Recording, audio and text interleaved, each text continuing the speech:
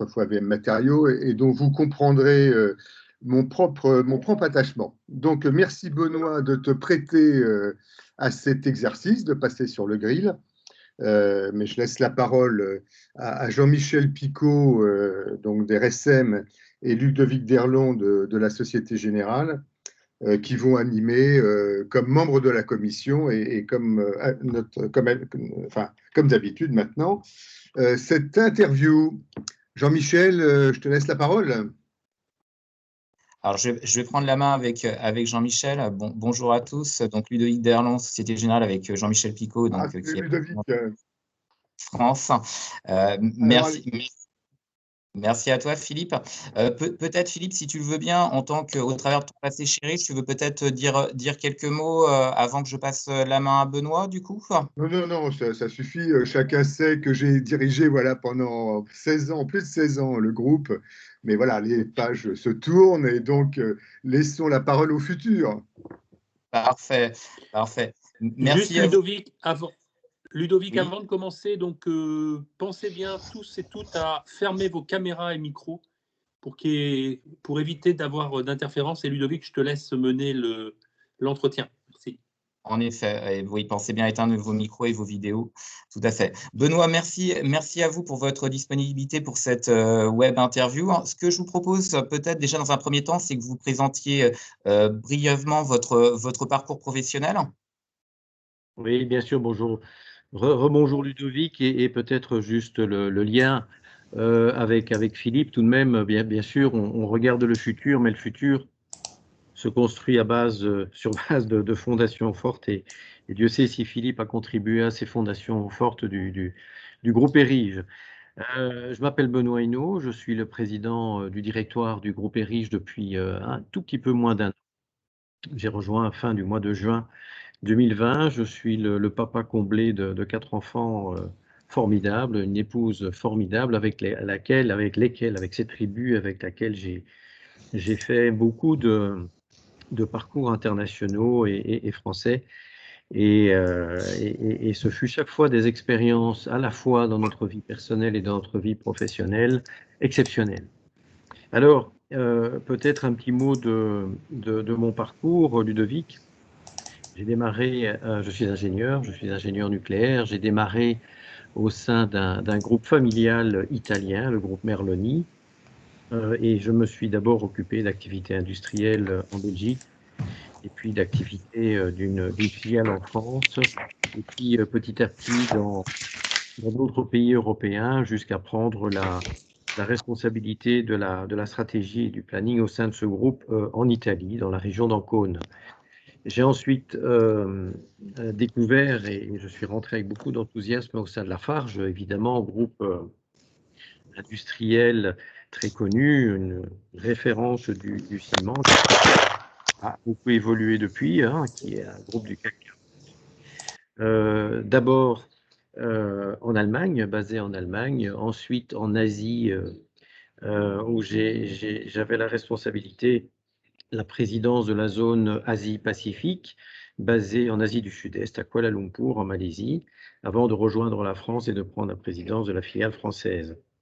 Ensuite, j'ai rejoint le groupe Aliaxis. Aliaxis, on est là plutôt dans les métiers de la plasturgie, de l'extrusion et de l'injection, où j'ai dirigé notamment l'Europe de l'Ouest, et notamment une société qu'on connaît bien dans l'ouest de la France, qui est Nicole, que j'ai dirigée jusqu'à il y a quelques mois, avant de rejoindre Érige, avec beaucoup d'interactions avec tous ces actionnaires. Donc voilà, un parcours finalement essentiellement dans le métier de la construction et du bâtiment, dans différentes zones géographiques, et avec, dans la plupart des cas, des grands projets de transformation et de changement. D'accord. Donc, à l'aune un petit peu de votre parcours professionnel, la question qu'on peut se poser assez spontanément, c'est quelles sont pour vous les différences majeures entre une gouvernance dans une ETI et la gouvernance d'un grand groupe?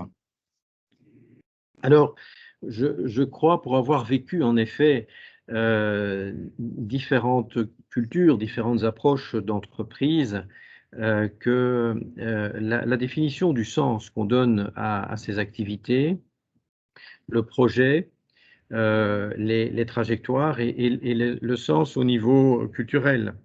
En quelque sorte, ce qu'on appelle aujourd'hui, depuis quelques années, la raison d'être, sont certainement des éléments qui différencient un groupe familial à taille humaine, comme on dit, hein, je dirais, à taille en tout cas d'une ETI et d'un grand groupe.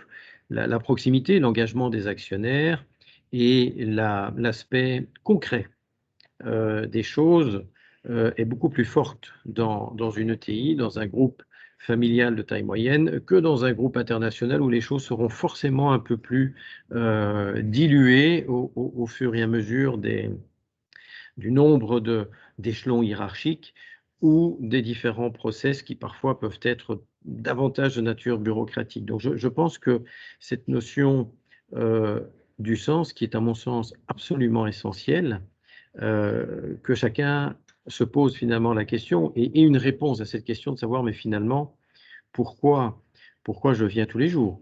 Quelle est ma contribution à ce projet d'entreprise? C'est quelque chose de plus pertinent, de plus visible et de plus fort au sein d'une ETI familiale.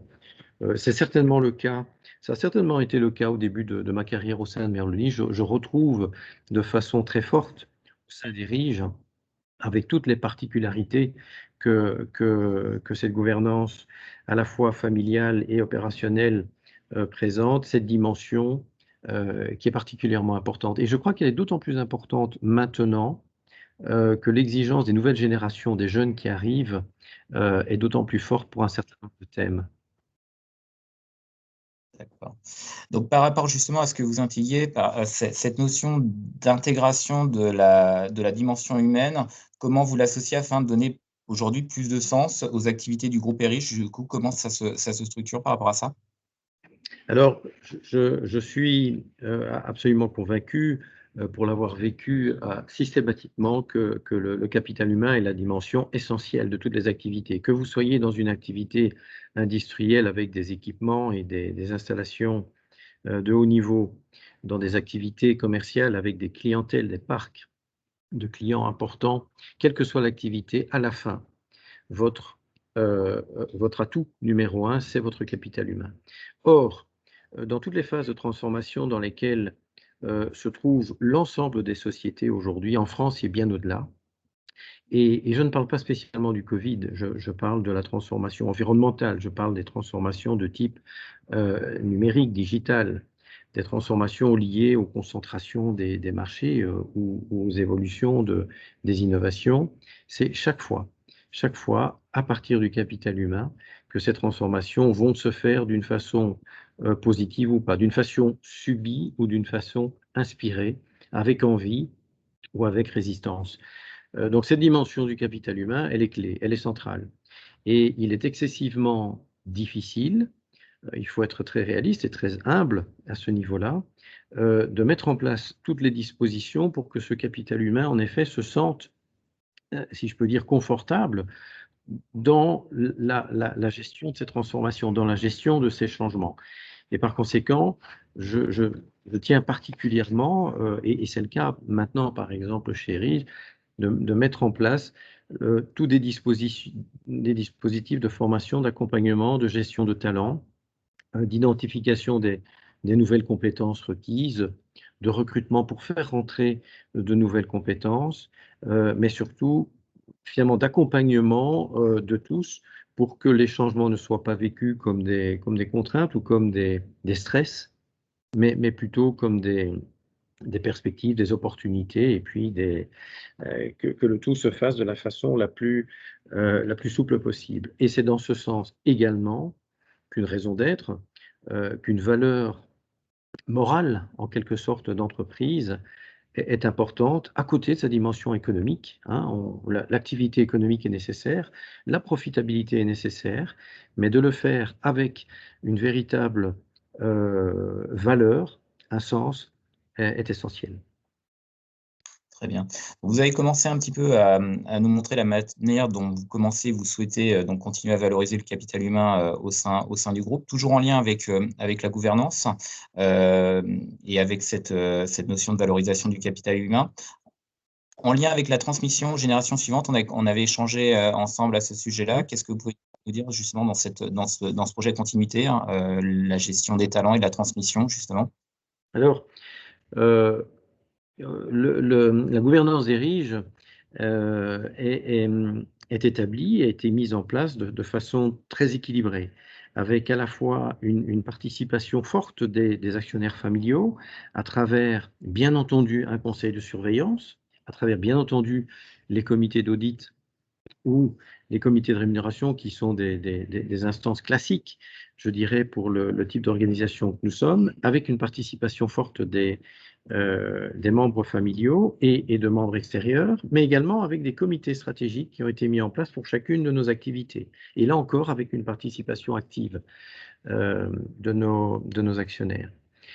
Avec un état d'esprit d'indépendance, humble, mais ambitieuse, indépendance dans le sens, voilà, nous continuons à avoir un destin qu'on regarde à moyen et à long terme, avec une volonté de développement et avec une ambition.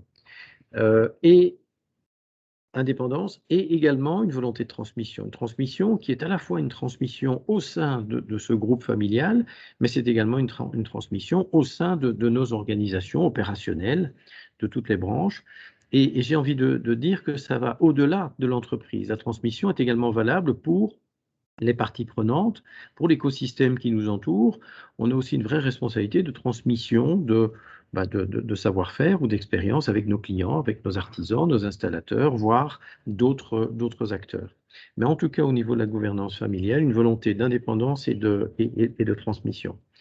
Et ça se traduit également par la projection dans le futur. Je parlais tout à l'heure de raison d'être. La raison d'être que nous sommes en train de mettre en place au niveau des RIGE est une raison d'être qui assimile à la fois les objectifs de nos actionnaires, mais également toute la dimension opérationnelle, métier de chacune de nos activités, de façon à avoir finalement un ensemble qui porte le groupe ERIGE et qui nous inscrit définitivement dans trois axes, je dirais. Il y a un axe environnemental, il y a un axe sociétal, il y a un axe numérique digital, qui sont transversaux à toutes nos activités.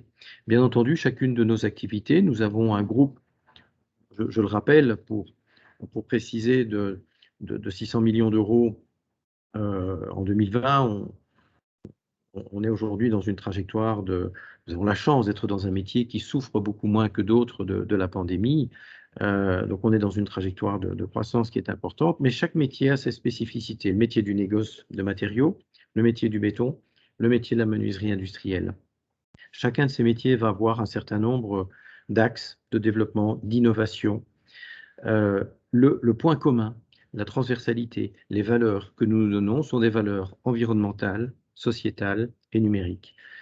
Environnementale et sociétale à travers, évidemment, la RSE, qui est un marqueur fort que je souhaite vraiment transformer avec toutes nos organisations à travers des actions très pragmatiques, très concrètes.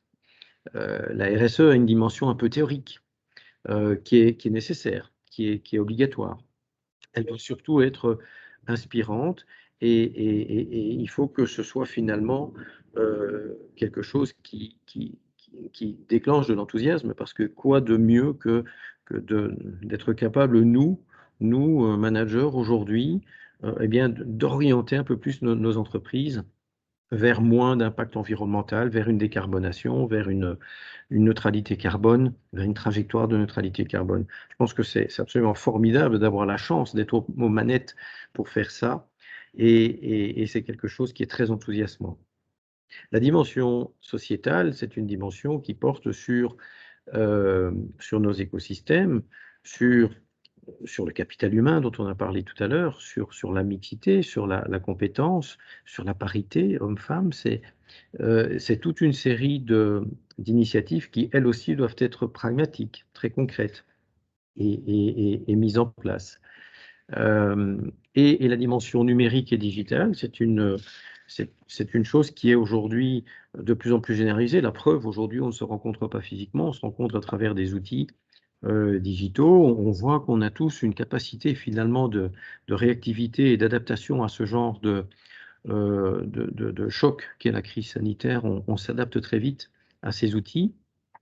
Et cette rapidité, précisément, est un avantage, mais aussi une contrainte, parce que ça veut dire qu'en tant qu'entreprise, eh bien, il faut qu'on soit capable d'offrir à toutes nos parties prenantes ce genre d'interaction digitale. Et puis, ça prend évidemment beaucoup d'énergie et de temps pour mettre tout ça en place, encore une fois, dans toutes nos activités. Donc, ce point commun, c'est vraiment ces trois axes qu'on essaye de développer, et toujours en étroite liaison avec à la fois nos opérations et nos actionnaires. Et ce que je voulais vous préciser, parce que dans le sujet de la gouvernance est quelque chose d'important, c'est que dans le contexte de cette RSE, on a validé, j'ai validé avec notre conseil de surveillance notamment, la mise en place d'un nouveau comité RSE qui s'est réuni au mois de mars de l'année prochaine, qui est un comité qui pilote, qui est une émanation du conseil de surveillance et qui pilote tous les progrès et les avancées en la matière.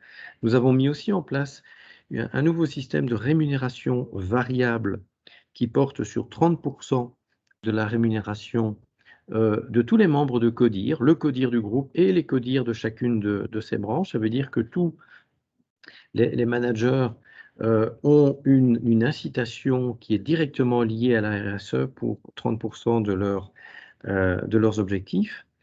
Et nous nous sommes également engagés dans un certain nombre de formations qui ont pour but d'entraîner tout le CODIR, par exemple, dans une connaissance approfondie de tous les leviers de la RSE, qui, comme on le sait, ne sont plus des perspectives à quelques années, mais sont des perspectives à quelques mois, j'ai envie de dire à quelques semaines, tellement cette dynamique est forte et encore une fois enthousiasmante.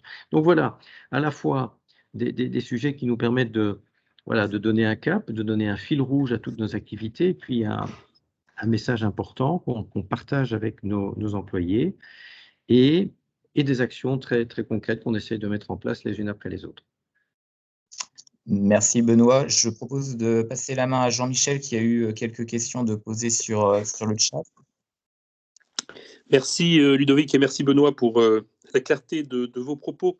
Il y a une première question qui est, vous avez parlé de raison d'être, de travail sur la raison d'être, mais comment l'organisez-vous concrètement au sein du groupe Erige et avec quelle partie prenante surtout?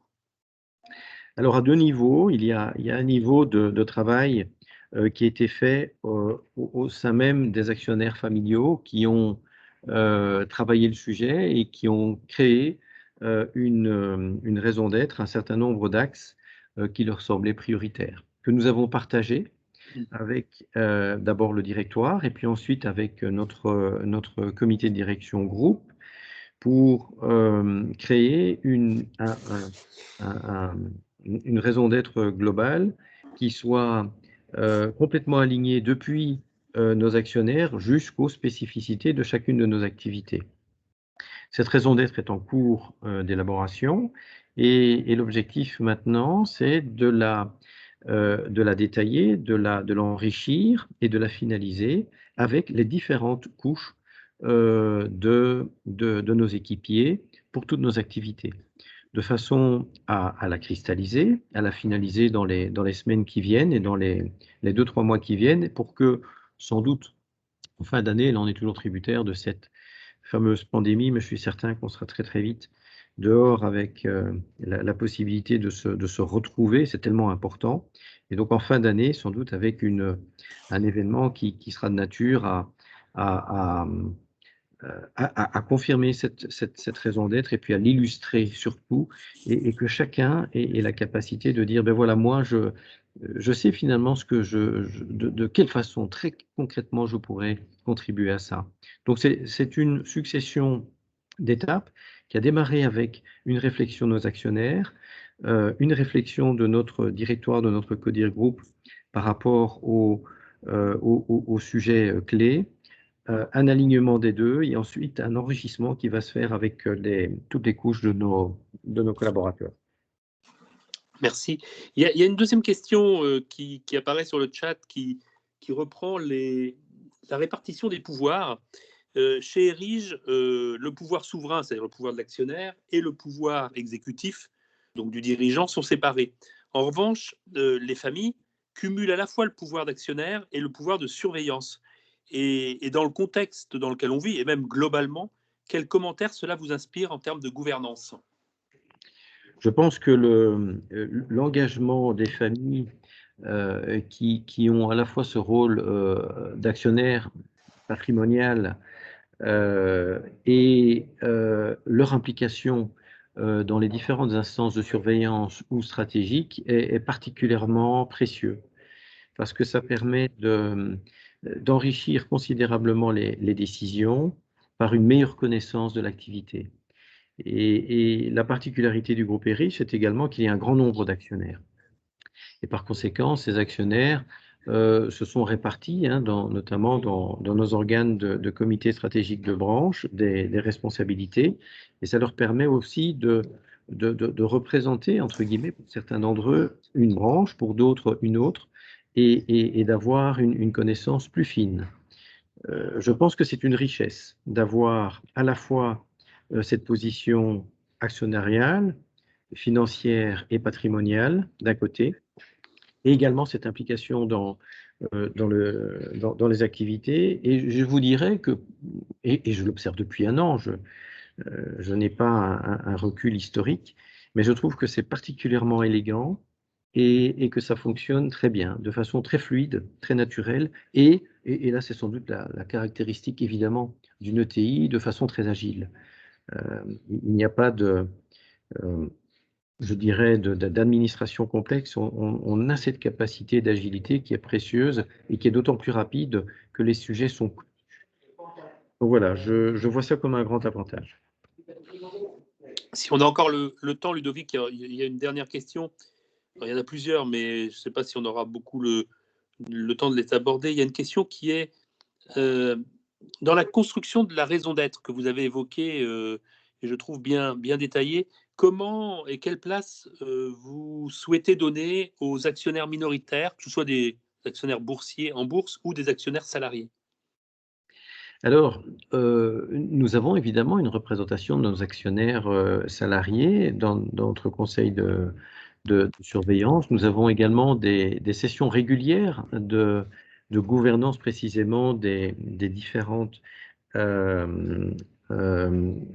couches et populations d'actionnaires salariés qui nous permettent précisément d'avoir le retour qualitatif sur différents sujets. Il se fait que la raison d'être telle qu'on l'a construite fait l'unanimité pour l'instant. Elle est il est vrai, axée sur des thèmes qui sont tellement cardinaux et tellement forts, tels que l'environnement par exemple, mais il y a évidemment d'autres points. Qu'aujourd'hui, on est plutôt dans les sujets de nature de l'ambition, calendrier de mise en œuvre et nature de la communication interne et externe pour la faire vivre au sein de l'entreprise et évidemment avec tout notre écosystème. Mais on est très attentif au fait, en effet, d'enrichir toutes les premières étapes que je vous ai décrites tout à l'heure avec les retours les plus larges possibles. Et c'est un travail qui est en cours, qui n'est pas toujours simple, parce qu'il peut y avoir un grand nombre de sensibilités, mais on essaie vraiment de les récolter de façon à, encore une fois, avoir un résultat dans les 2-3 mois qui viennent qui soit très complet. Si on a encore le temps, Damien, je pense que peut-être pour une dernière question, comment allez-vous, je reviens sur la raison d'être qui a l'air d'avoir fait pas mal parler sur le chat, comment allez-vous matérialiser l'impact de cette raison d'être sur la culture de l'entreprise, en lien évidemment avec les structures de pouvoir, les symboles que véhicule le groupe Erige? C'est en gros l'impact de la raison d'être sur la culture de l'entreprise. Alors, nous allons remettre en place, parce que ça a été fait dans le passé, des enquêtes internes, certain nombre de plateformes qui nous permettront de recueillir les retours de façon très, très, très large de toutes nos équipes à travers un certain nombre de questions qui nous permettront de voir, par rapport à un point de départ, comment, en effet, ces différents sujets de la raison d'être évoluent de façon positive ou pas suffisamment vite ou suffisamment vite, on verra, de façon à pouvoir ajuster en permanence nos actions. En tout cas, ce que je souhaite, c'est que cette raison d'être soit en effet mesurable, même si on est dans des domaines soft, comme on dit, hein, de culture et autres, mais il y aura de façon systématique une mise à niveau. Il n'y a rien de pire qu'une raison d'être qui est incantatoire, qui est un peu superficielle. On en connaît, on le sait, ça existe. Ici, j'irais même jusqu'à vous dire que finalement, ce n'est pas tellement le mot raison d'être qui m'intéresse dans le sens de la loi Pacte, mais c'est plutôt le sens qu'on veut donner à nos actions. On l'appellera peut-être raison d'être, oui, sans doute, parce que c'est un vocable qui est connu, mais en tout cas, je ne souhaitais pas du tout aller dans cette direction-là parce que la loi Pacte nous y incite, mais parce que c'est un vrai besoin pour l'organisation de savoir où elle va, et notamment dans toutes nos périodes de turbulence. Donc ça doit être mesurable. On doit être capable de suivre nos progrès et de mettre les bons plans d'action régulièrement de façon à ce que cette culture se construise au fil de l'eau. Voilà j'ai terminé pour les questions qui figurent sur le chat. Je pense qu'on arrive au terme de cet entretien. Je te laisse conclure peut-être, Ludovic. Oui. En tout cas, un grand merci, Benoît, pour votre disponibilité pour cette web interview, et merci aussi à toi, Jean-Michel. On espère en tout cas que vous repartez avec des informations et des réflexions utiles. Dès à présent, on vous invite aussi à noter notre prochain rendez-vous, le 4 juin, pour le petit-déj sur la prévention des difficultés des entreprises, la nouvelle donne, qui se déroulera de 8h45 à 9h45. Et en tout cas, si cela vous a plu et que vous conseilleriez à des dirigeants de participer à des web interviews, on vous invite à relayer l'info sur Twitter et LinkedIn. Merci à tous. À très bientôt. Merci. Merci à vous. Merci à tous, et on propose aux intervenants de rester quelques instants en ligne pour débriefer.